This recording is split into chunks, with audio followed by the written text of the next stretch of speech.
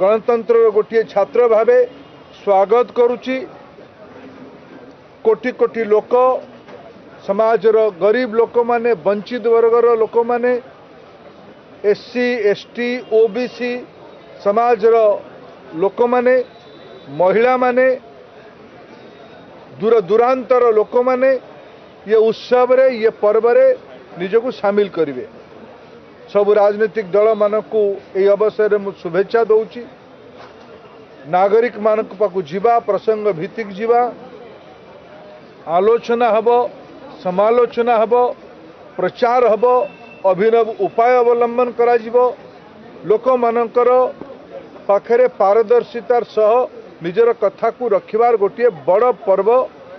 एक प्रकार आजिठू माने 16 मार्च रु आरंभ करिकी जो शेष तिथि इलेक्शन अच्छी 1 जून माने पाखापाखि पूरा ये 2.5 मासर प्रक्रिया देश रे जारी रहिबो। पृथ्वी याकू बड़ अपेक्षार सह बड़ उत्कंठार सह अपेक्षा करिछि। का मनरे कौनसी संदेह नहीं जे एई थरर रिजल्ट कौन हबो। इस बार 400 पार फिर एक बार मोदी सरकार ए गुड़िक आज सूर्य भलिया स्पष्ट चंद्र भलिया स्पष्ट हो सारी। किंतु याको आम सम्मान करके ये प्रक्रिया रे मु समस्त को सामिल हवापाई निवेदन करुची। एथिरे भाग नेबापाई निवेदन करुची, नेतृत्व नेबापाई निवेदन करुची। समस्त भूमिका अच्छी। 140 कोटी भारतीयंकर जो माने भोट देवे आगामी दिन में समस्ते। कारण मु जो कहे निजको गणतंत्र विद्यार्थी बोली मोर हेतु हवा दिनु भोट दबार पाखापाखि 10 वर्ष पूर्व मु निर्वाचन को अपेक्षार सह नहीं देखी पाखुर देखी। निर्वाचन उन्मादना निर्वाचन स्पंदन ये आम समस्त अभूला। आम राज्य प्रथम तिथि हम भारत वर्ष 19 अप्रैल रु आरंभ होइकी 1 जून पर्यंत चलिबो। 7टी फेज रे निर्वाचन हम 4 जून रे फलाफल बाहरिबो।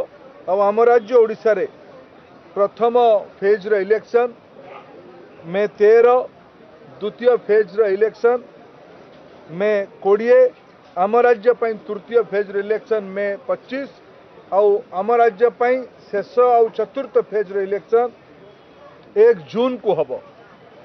मु आज रे अवसर रे मु आपन समस्त सहयोग कामना करुची। गणतंत्र सफलता सहयोग कामना करुची। गरीब लोक मानकर हित को मुखर रूपे आपण माने ए समय ही उठेबे ए अपेक्षा भी रखुची। समाज वंचित निष्पेषित पछुआ वर्गर लोक मानकर एससी एसटी वर्गर लोक मानकर युवक मानकर महिला मानकर कृषक मानकर अपेक्षा को यही समयटा ही प्रकृष्ट समय लोकों पाखे जीवा। सब राजनीतिक दल को एथिरे मु निवेदन करुचे बढ़ी चढ़ी उन्मादनार सह मर्यादा को रखिकी जो प्रकार विधि आचरण को निर्वाचन आयोग आज आम सामने रखिचंती ताकू समस्ते निज सीमा भितर रहीकि याकू प्रचार रे आमे जीवा। ये वितर्क को जीवा ये आलोचना को जीवा। ये अवसर आपणकर भी सहयोग आवश्यकता अच्छी। धन्यवाद।